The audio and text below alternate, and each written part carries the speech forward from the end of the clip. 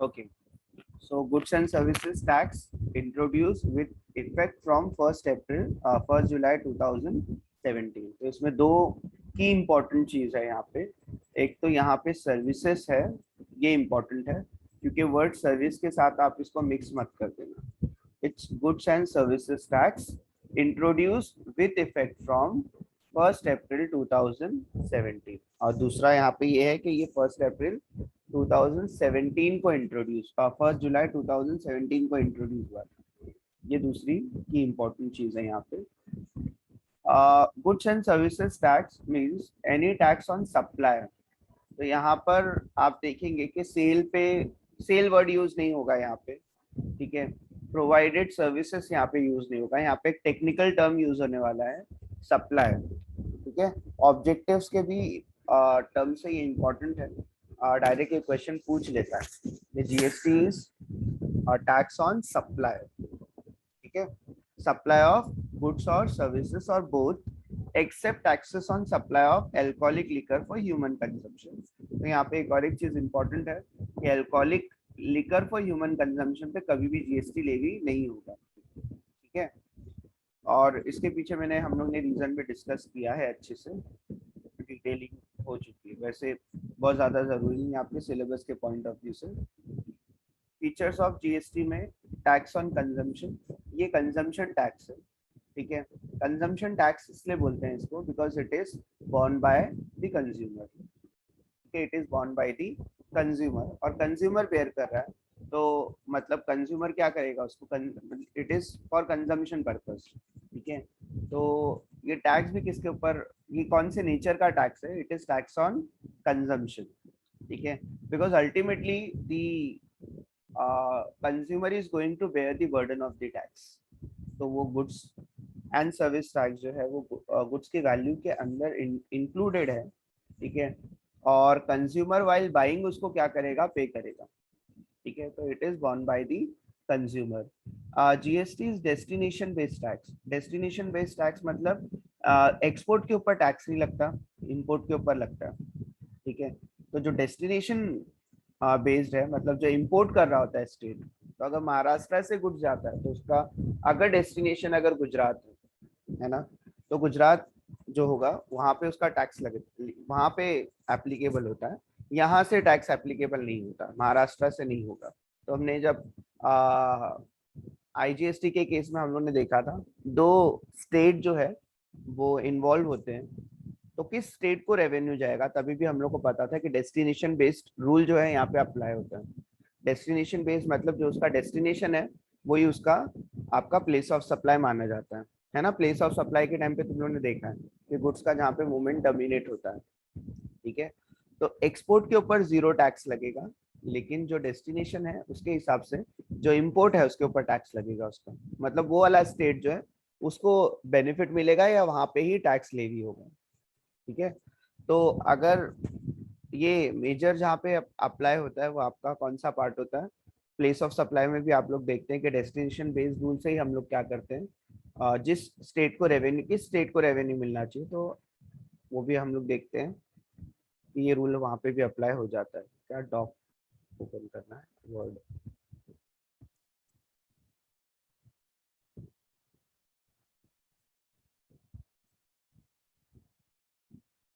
ठीक है।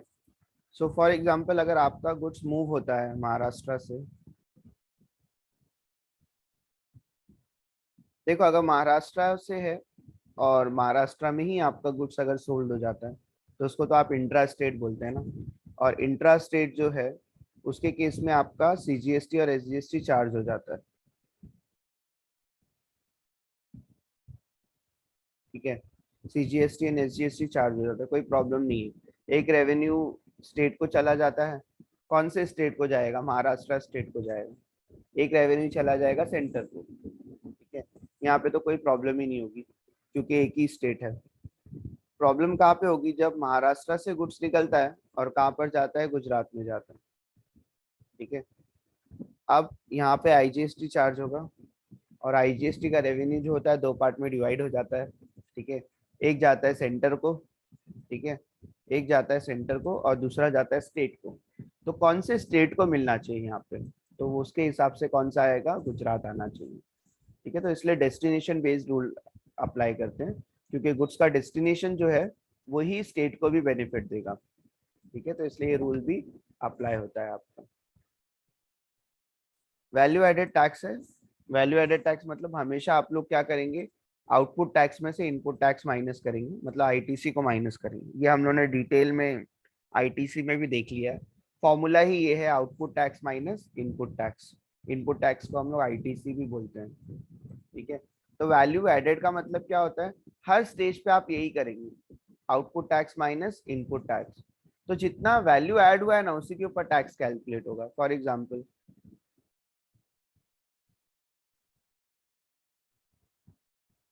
Mister A ने गुड सोल्ड किया है मिस्टर बी को, मैन्युफैक्चरर है, उसने गुड्स मैन्युफैक्चर किया है और सोल्ड किया है फॉर ₹10,000। अगर 10% मान के चलें कि जीएसटी का रेट है, तो इसकी वैल्यू कितनी हो जाएगी जीएसटी की, 1000। और ये बी से कितना कलेक्ट करेगा, तो ये गुड्स की वैल्यू है, ये उसका जीएसटी है, मान के चल रहे हैं हम। ठीक है, तो बी ने कितने में परचेस कर लिया, इसने 11,000 देके 10,000 गुड्स की वैल्यू और 1,000 जीएसटी का, उसने क्या किया, टोटल 11,000 देके उसने परचेस कर लिया है। ठीक है, अब ये बी भी किसी को बेचेगा गुड्स। मिस्टर बी जो है वो मिस्टर सी को गुड्स बेचता है। ठीक है, सो वो उसकी कॉस्टिंग जो है वो 20,000 रखता है। कायदे के हिसाब से इसके ऊपर टैक्स कितना बनना चाहिए, कितना जीएसटी, 10% के हिसाब से 2,000 होना चाहिए। लेकिन ये 2,000 के ऊपर टैक्स नहीं पे करेगा, ये इनपुट इसमें से माइनस करेगा। इनपुट मतलब जब ये परचेस कर रहा था तो इसने 1,000 पे कर दिया ऑलरेडी, तो ये उतना माइनस कर देगा उसमें से। तो आउटपुट टैक्स इसका 2,000 है, इनपुट मतलब इसने परचेस करते वक्त टैक्स पे किया था 1,000, तो इसको एक्चुअली टैक्स कितना पे करना है सिर्फ, अभी 1,000 है। ठीक है, वैसे इसकी वैल्यू चेंज करके देखते हैं, क्योंकि सेम सेम आंसर आ रहा है। फिर इसने अगर इसका कॉस्टिंग कितना रखा है 15,000, तो टैक्स कितना आएगा 1,500। 1,000 ऑलरेडी पे करके रखा हुआ है, आईटीसी उसका है, तो कितना बचा है, 500 बचता है। मुझे बात बताओ कि 10,000 तो इनपुट था, ठीक है, उसने कितना वैल्यू ऐड किया, उसने 5,000 की वैल्यू ऐड किया परचेस होने के बाद। ठीक है, जिस तरह से भी ऐड किया उसने, वो मैटर नहीं करता है यहाँ पे। ठीक है, मे बी लेबर उसने हायर किया होगा, लेबर ने उसके ऊपर काम किया होगा। ठीक है, या और कोई मैन्युफैक्चरिंग एक्टिविटी हुई होगी उसकी, तो वैल्यू किसी ना किसी तरह से ऐड हुआ है। किसी को कुछ बोलना है? ठीक है, तो वो सिर्फ 500 के ऊपर अभी 500 टैक्स पे करने वाला है। आउटपुट टैक्स कितना है उसका 1,500, जिसमें से इनपुट टैक्स उसने माइनस किया, तो बचा कितना है 500 उसका बच जाता है। ठीक है, ये उतना पे करना है उसको। Output tax minus input tax, आपका टैक्स पेबल आ जाता है। ये जो उसने वैल्यू एडिशन किया, आप यहाँ पे देख लो, 10,000 में तो उसने परचेस किया था और 15,000 उसकी वैल्यू हो गई, तो वैल्यू एडिशन कितनी है 5,000 उसकी वैल्यू एडिशन है। वो सिर्फ वैल्यू एडिशन पे ही टैक्स पे कर रहा है। अगर आप टेक्निकली देखेंगे तो वो 500 ही टैक्स पे कर रहा है, which is equal to 5,000 into 10%। वो जिसने जितना वैल्यू ऐड किया उसी के ऊपर वो टैक्स पे कर रहा है, वो ज्यादा टैक्स नहीं पे कर रहा। ठीक है, उसको पता है मैंने 10,000 तक की वैल्यू तो खरीदा था, उतना मैंने परचेस करके लिया है, वो मेरा इनपुट है। मैंने सिर्फ कितनी वैल्यू ऐड किया 5,000। वैल्यू ऐड करने का मतलब या तो लेबर उसके ऊपर काम किया होगा, मतलब कुछ कॉस्टिंग उसके ऊपर हुआ होगा, या फिर अपना प्रॉफिट मार्जिन उसने ऐड किया होगा। ठीक है, तो किसी ना किसी तरह से उसने वैल्यू ऐड किया उसके अंदर, और वैल्यू कितनी ऐड किया 5,000, जिसके ऊपर टैक्स 10% के हिसाब से 500 बनता है।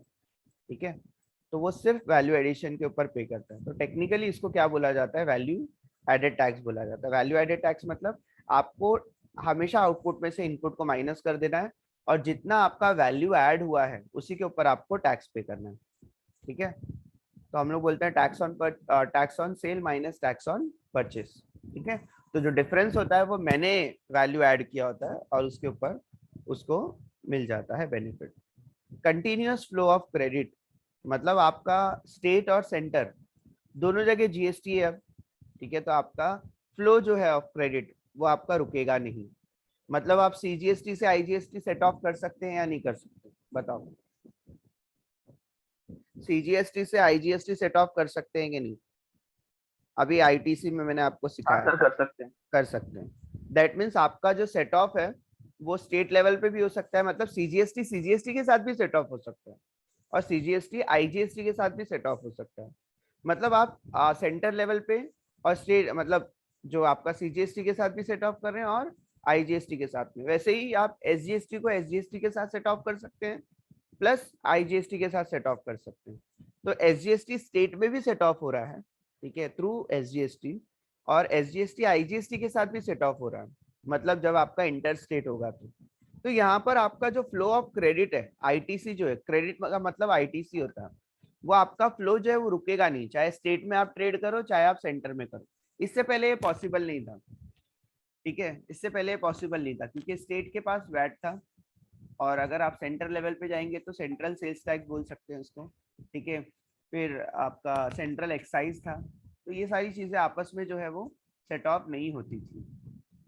ठीक है, नाउ टैक्स ऑन सप्लाई, तो it is not on manufacture, it is not on sale, the word which is used here is supply. तो सप्लाई होना चाहिए, ऑब्वियसली सप्लाई की डेफिनेशन में सेल वर्ड आ जाता है। ठीक है, so this is the example of consumption और destination based tax। ठीक है, दोनों का मतलब ही वही होता है। डेस्टिनेशन क्या है उसका? गुजरात से ढोकला आता है कहाँ पर? महाराष्ट्र में। तो महाराष्ट्र इज द स्टेट जहाँ पर उसका रेवेन्यू रिकॉग्निशन होना चाहिए, वहाँ पे टैक्सेबिलिटी उसकी होनी चाहिए। ठीक है, ये स्टेट को बेनिफिट मिलना चाहिए, तो Maharashtra will get the revenue. Value add का मतलब मैंने बता दिया, ये थोड़ा टेक्निकली ज्यादा है, ये पढ़ने की भी जरूरत आपको नहीं है।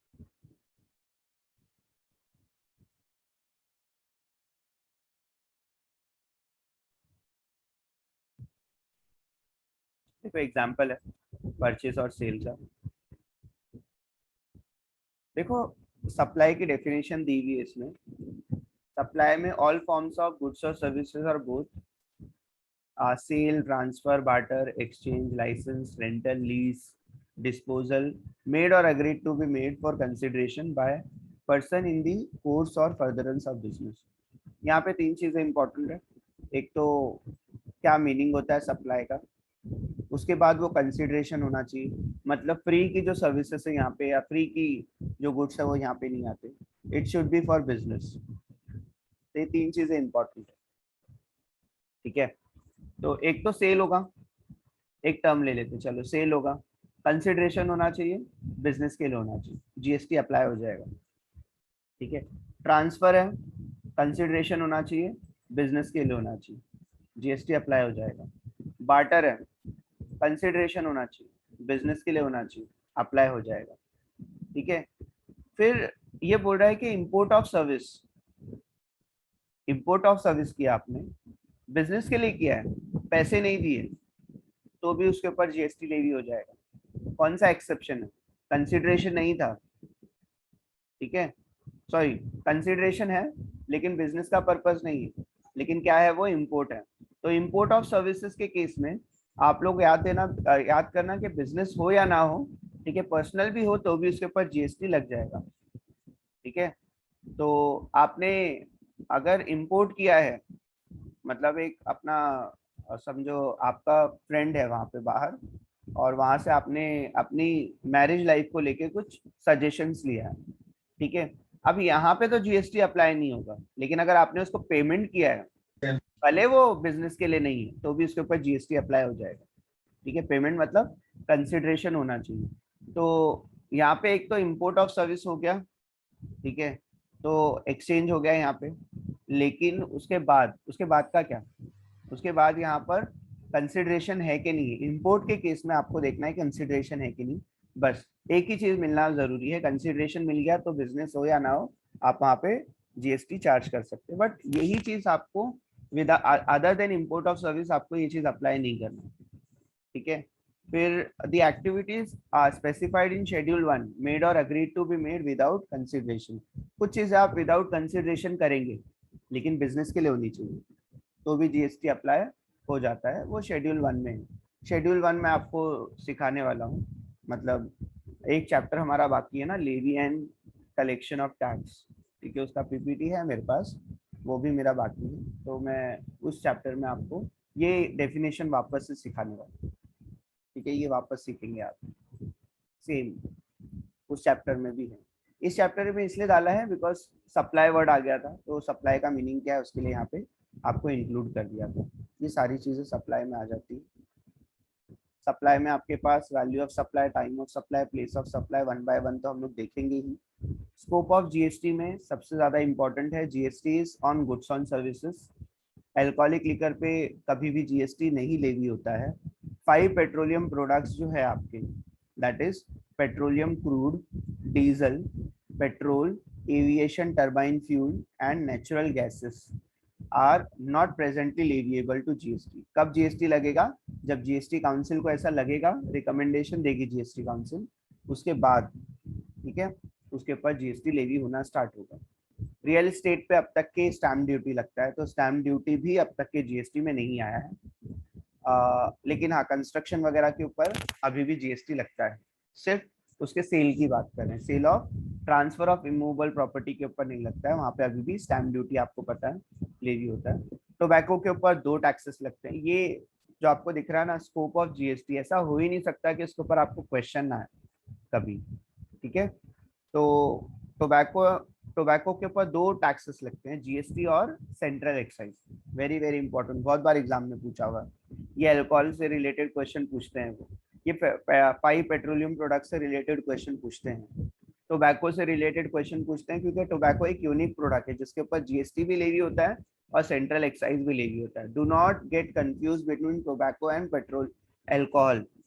एल्कोहल पर जीएसटी है ही नहीं, टोबैको के ऊपर जीएसटी के साथ सेंट्रल एक्साइज भी है। डुअल मॉडल आपको पता है, स्टेट और सेंटर दोनों को रेवेन्यू मिलता है यहाँ पे। जीएसटी काउंसिल क्या है? जीएसटी काउंसिल ही जो है इसके ऊपर उसके जो काम है, बहुत सारे रिकमेंडेशन जीएसटी काउंसिल को ही देना होता है। तो उसका चेयरपर्सन कौन होता है? Union finance minister. कुछ और भी मेंबर्स यहाँ पर होते हैं। अदर मेंबर्स के ऊपर ज्यादातर क्वेश्चन कभी नहीं पूछा, लेकिन चेयरपर्सन के ऊपर क्वेश्चन पूछता है। फोरम उसका 50% होना चाहिए, मतलब प्रेजेंट कितने लोग होने चाहिए हमेशा डिसीजन मेकिंग के लिए। वोटिंग राइट सेंटर को 1/3 मिलता है और स्टेट को 2/3 मिलता है, ठीक है, डेटा याद करने के लिए आप। और फंक्शंस ऑफ जीएसटी काउंसिल क्या है? ये सारे इसके फंक्शन है, ठीक है।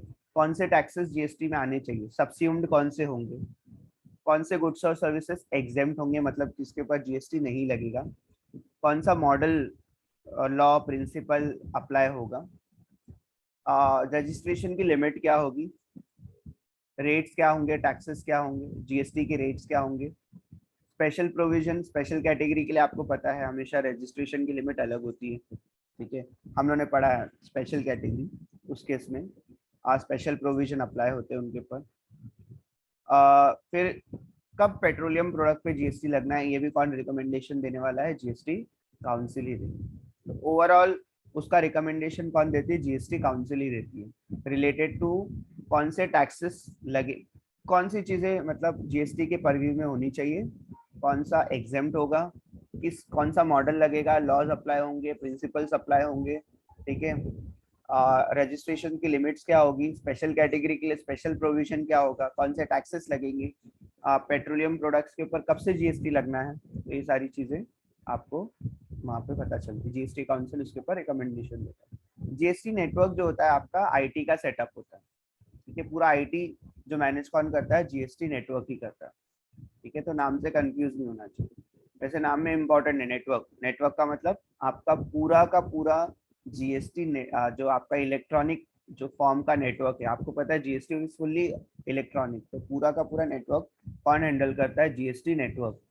It's a private company registered under companies act 2013, ठीक है, सेटअप गवर्नमेंट ने किया है but as a private company, और कंपनी है मतलब कंपनीज एक्ट में रजिस्टर होगी।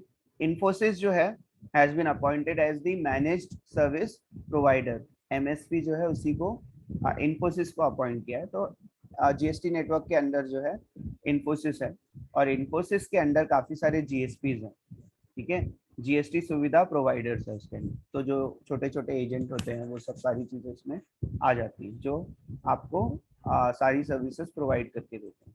अल्टीमेटली इसका फंक्शन क्या है जीएसटी नेटवर्क का? ये मैनेज करेगा पहले तो वेबसाइट, मतलब gst.government.in जो आपकी वेबसाइट है वो ये मैनेज करता है, ये वाली वेबसाइट है, ठीक है। तो मैंने इसके ऊपर क्लिक कर दिया तो आ गया वो, बट मेरा नोट्स काम किया।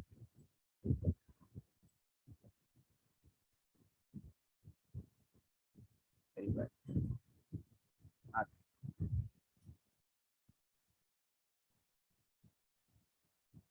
ठीक है। फिर रजिस्ट्रेशन, पेमेंट, रिटर्न फाइलिंग की सर्विसेज जो है, ये 3 फ्रंट एंड सर्विसेज बोलते हैं इसको। मेन जो सर्विसेज है रजिस्ट्रेशन से रिलेटेड, पेमेंट ऑफ टैक्स से रिलेटेड और रिटर्न फाइलिंग से रिलेटेड, ये आपको जीएसटी नेटवर्क ही फैसिलिटेट करके देता है। अगर आपको कुछ बैंकिंग नेटवर्क के साथ डिटेल्स मैच करना है या एमआईएस रिपोर्ट बनाना, आपको पता करना है कि बिलो 18 ईयर्स कितने लोग टैक्स पे करते हैं, तो आप एमआईएस रिपोर्ट वगैरह यहाँ से निकाल सकते हैं, एनालिसिस कर सकते हैं टैक्स पेयर का, ठीक है। रिवर्सल, आपका रिफंड वगैरह जो होता है आईटीसी का, वो सब वहाँ पे कर सकते हैं आप। ये सब चीज़ ऑनलाइन होती है, इसलिए पूरा काम किसका होता है? जीएसटी नेटवर्क का होता है। इट इज़ वेरी इंपॉर्टेंट, ठीक है। जीएसटी नेटवर्क का काम पूरा बैकग्राउंड में पूरा आईटी इंफ्रास्ट्रक्चर संभालना होता है, और इससे रिलेटेड जितने भी चीज़ें हैं वो जीएसटी नेटवर्क ही देता है। जीएसटी का बेनिफिट है कॉमन नेशनल मार्केट, मतलब एक ही टैक्स है आपके पास। कुछ आपको बेनिफिट इंडस्ट्रीज एक्सपोर्टर्स को भी होंगे, ऐसा बोला जा रहा था, due to low taxes, low cost, make in India. मतलब हम लोग अपने एक्चुअली इंडिया में जो है टैक्सेबिलिटी कम रखते हैं जीएसटी की, और बाहर से जो गुड्स आता है उसके ऊपर आईजीएसटी भी लगता है। तो इस वजह से ये माना जाता है कि हमारे गुड्स की वैल्यू जो है ना कम होनी चाहिए, ठीक है। वैल्यू कम होगी तो दूसरी मार्केट जो है वो कम्पीट नहीं कर पाएगी इस मार्केट के साथ में। तो इसलिए इंडस्ट्रीज को, एक्सपोर्टर्स को इसका बेनिफिट मिल सकता है, ठीक है। कस्टमर को भी बेनिफिट होगा लो कॉस्ट और लो टैक्स के हिसाब से। अभी इसमें कितनी सच्चाई है वो नहीं पता, लेकिन पढ़ने के लिए आप पढ़ लो।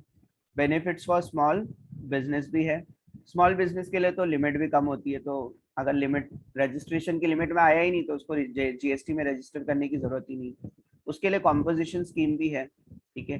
ये भी मैं आपको बताऊंगा कॉम्पोजिशन स्कीम क्या होती है। कॉम्पोजिशन स्कीम में क्या होता है, एक आपको रेट ऑफ टैक्स दे देते हैं कि आपको इतना ही पे करना है, ठीक है। आप जैसे 1.5 आपको दे दिया या 3% आपको दे दिया कि आपको 3% जीएसटी पे करना है, ठीक है। तो आपको ज्यादा हिसाब किताब रखने की जरूरत नहीं, कितना इनपुट है कितना आउटपुट है ये सब करने की जरूरत नहीं होती। आपका कितना आउटपुट है उसके ऊपर आप जीएसटी कॉम्पोजिशन के हिसाब से एक रेट आपको मिल जाता है। तो स्मॉल डीलर के लिए बस हो गया, ठीक है। स्मॉल डीलर को ज्यादा मगजमारी नहीं चाहिए होती, इसलिए वो कॉम्पोजिशन स्कीम लेता है, एक रेट ऑफ टैक्स उसको एप्लीकेबल होता है, वही पे कर लेता है। ईज ऑफ डूइंग बिजनेस, तो अभी बहुत सारे टैक्सेस तो है नहीं, तो आपका जो बिजनेस का जो सिस्टम होता है वो थोड़ा सा सिंप्लीफाइड हो जाता है, कि आपको बहुत सारी जगह पे रिकॉर्ड मेंटेन करने की जरूरत नहीं है, सिंपल है, यूनिफॉर्म है। तो ये यहाँ पे बेनिफिट मिल जाता है। इकोनॉमिक ग्रोथ हो सकता है अगर आपका एक्सपोर्ट बढ़ता है, मैन्युफैक्चर आते हैं, एम्प्लॉयमेंट जनरेट होगा, जीडीपी बढ़ेगा, ठीक है। सारी अच्छी अच्छी चीज लिख देना है, ठीक है। डुअल जीएसटी मॉडल का मतलब क्या होता है, ये बहुत डिटेल में हम लोग ने पढ़ा हुआ है। किसको बोलते हैं इंट्रा स्टेट और किसको बोलते हैं इंटर स्टेट।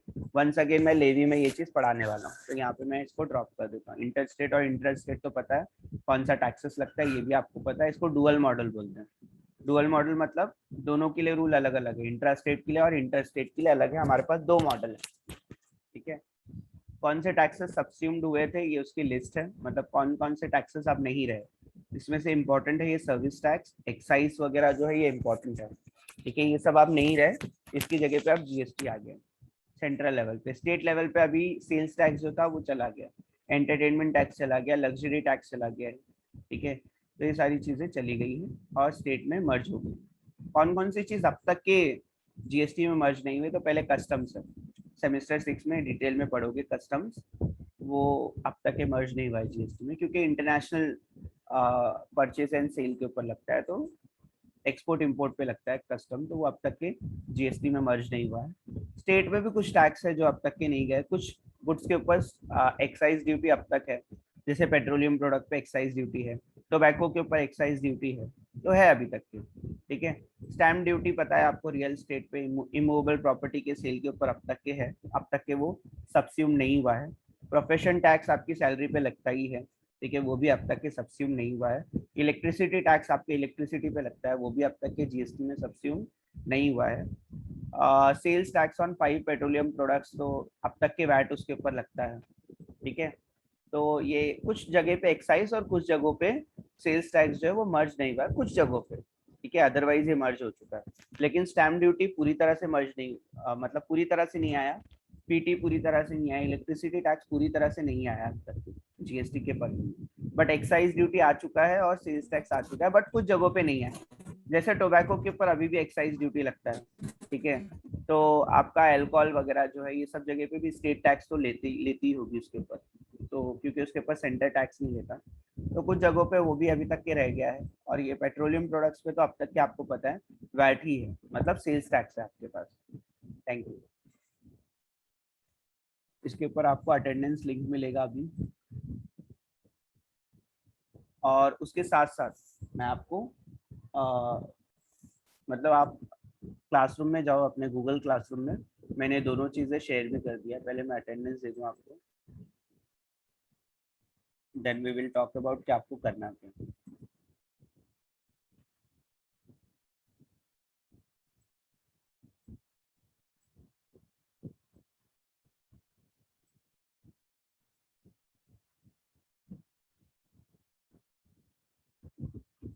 वापस से मैं शेयर करता हूँ, आप अपने गूगल क्लासरूम में जाएंगे तो इंट्रोडक्शन टू जीएसटी के अंदर, ठीक है, आप देखेंगे कि यहाँ पे लिंक है, इसको ओपन करेंगे तो आपको पता चलता है ये टेस्ट लिंक आपका इंट्रोडक्शन टू जीएसटी का। ठीक है, अब इसमें मेरे पास ओपन है, तो मैं ओपन कर लेता हूँ।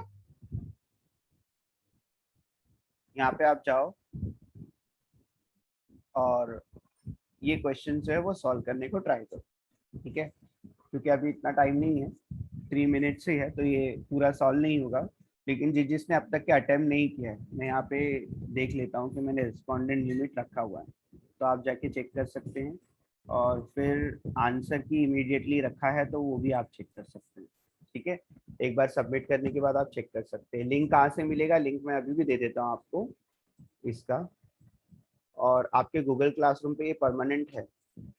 जिसने टेस्ट को नहीं किया है वो वापस से जाके टेस्ट दे दो। ठीक है, ये मैंने गूगल क्लासरूम का भी टेस्ट आपको दे दिया। ठीक है, अटेंडेंस लिंक फिल करो, उसके नीचे मैंने एग्जाम का भी टेस्ट लिंक आपको भेजा है, यहाँ से मिस हो गया तो गूगल क्लासरूम पे आपको जाके मिल जाएगा, वो एक ही जगह पे मैं सारे चैप्टर और उसकी लिंक जो है वो वहाँ पे शेयर कर देने वाला हूँ। जैसे अभी चैप्टर 1 का किया है वैसे ही आपको हर एक चैप्टर का वहाँ पे मिल जाएगा। नेक्स्ट आपको टाइम ऑफ सप्लाई का नोट्स और उसका गूगल लिंक वहाँ पे मिल जाएगा। ठीक है, तो सारी चीजें वहीं पे होगी, आपको अगर कोई भी चीज़ इलेक्ट्रॉनिक फॉर्म में मेंटेन करने की रखने की भी जरूरत नहीं है, आपको जब भी चाहिए वहाँ पे जाके ले सकते हो। ठीक है, आप टेस्ट अप्लाई करो, टेस्ट दो, उसका कितना भी नंबर ऑफ अटेम्प्ट आप वहाँ पे कर सकते हो चेक करने के लिए। और दूसरा, क्वेश्चन तो सारे वही हैं जो अभी हम लोगों ने डिस्कस किया है, इंट्रोडक्शन टू जीएसटी से रिलेटेड सारी चीज़ें पढ़ लो, और ये चैप्टर मैं मानूंगा कि मैंने ये चैप्टर में आपको रिवाइज करवा दिया। अगर नेक्स्ट लेक्चर में अगर आपको कोई डाउट इससे रिलेटेड नहीं आता है तो ठीक है, सो आई स्टॉप रिकॉर्डिंग नाउ।